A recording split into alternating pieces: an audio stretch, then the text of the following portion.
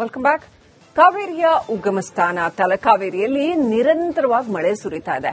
ಮಳೆಯಿಂದಾಗಿ ತಲಕಾವೇರಿ ಸಂಪೂರ್ಣ ಮಂಜಿನಿಂದ ಆವೃತವಾಗಿದ್ದು, ಹೊರಗಿನಿಂದ ಆಗಮಿಸುವಂತಹ ಜನಗಳು, ಟೂರಿಸ್ಟ್ಗಳು, ಭಕ್ತಾದಿಗಳು ಈ ಮಂಜು ಮುಸುಕಿದ ವಾತಾವರಣಕ್ಕೆ ಫಿದಾ ಆಗಿದ್ದಾರೆ. ಹಾಗಾದ್ರೆ ಮಂಜು ಮಳೆಯ ನಡುವೆ ಜೀವನದಿಯ ಉಗಮ ಸ್ಥಾನ ಹೇಗಿದೆ ನೋಡಿ.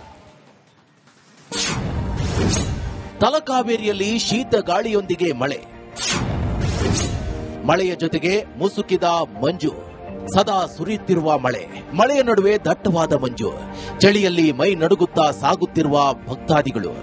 ಇದು ಕಾವೇರಿಯ ಉಗಮ ಸ್ಥಾನವಾದ ಕೊಡಗಿನ ತಲಕಾವೇರಿಯಲ್ಲಿ ಕಂಡುಬರುತ್ತಿರುವ ದೃಶ್ಯ.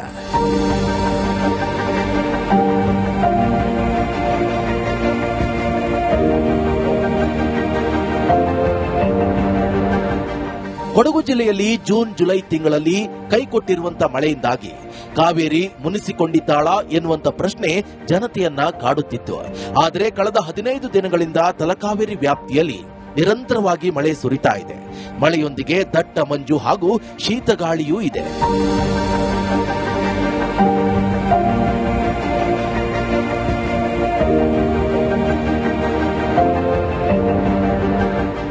ಸಂಪೂರ್ಣ ದಟ್ಟ ಮಂಜು ಮುಸುಕಿದ ವಾತಾವರಣವಿದ್ದು, ಇಂತಹ ವಾತಾವರಣ ನೋಡಿಲ್ಲ ಎನ್ನುತ್ತಾರೆ ಭಕ್ತಾದಿಗಳು. ಹೊರಗಿನಿಂದ ಭಕ್ತಾದಿಗಳು ಮಾತ್ರ ಈ ವಾತಾವರಣವನ್ನ ನೋಡಿ ಫಿದಾ ಆಗಿದ್ದಾರೆ.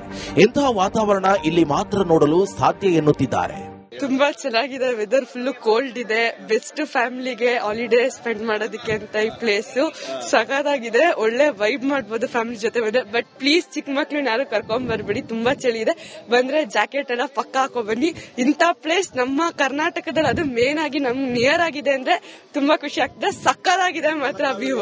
ಇನ್ನು ನಿರಂತರ ಮಳೆಯೊಂದಿಗೆ ಸಂಪೂರ್ಣವಾಗಿ ಮಂಜು ಮುಸುಕಿದ ವಾತಾವರಣ ಇದ್ರೂ ಭಕ್ತಾದಿಗಳು ತೀರ್ಥಸ್ನಾನ ಮಾಡುತ್ತಿದ್ದಾರೆ. 1.5 ತಿಂಗಳು ತಡವಾದರೂ ಕೂಡ ಮಳೆ ಆಗ್ತಾ ಇರುವುದು ಜನತೆಯ ಸಂತಸಕ್ಕೆ ಕಾರಣವಾಗಿದೆ. ಈ ವರ್ಷ ಕಳೆದ ವರ್ಷದ 3ನೇ 1 ಪಾಲು ಮಳೆ ಬಂದಿದೆ. ಆದರೆ 15 ದಿವಸದಿಂದ ಈ ಕಡೆ ಸಾಧಾರಣವಾಗಿ ಕಾವೇರಿಯ ನೀರನ್ನು ನಂಬಿಕೊಂಡು ಇರೋವರಿಗೆ ಒಂದು ಆಶಾಭಾವನೆ ಬಂದಿದೆ ಎನ್ನುವುದು ನಮ್ಮೊಂದು ಅಭಿಪ್ರಾಯ. ಆದರೆ ಇದೇ ರೀತಿ ಮುಂದೆ ಈ ತಿಂಗಳ ಅಂತ್ಯದವರೆಗೆ ಬಂದರೆ ಸಾಮಾನ್ಯವಾಗಿ ಸುಧಾರಣೆ ಆಗಬಹುದು. ತಲಕಾವೇರಿಗೆ ಭೇಟಿ ನೀಡುತ್ತಿರುವ ಭಕ್ತಾದಿಗಳು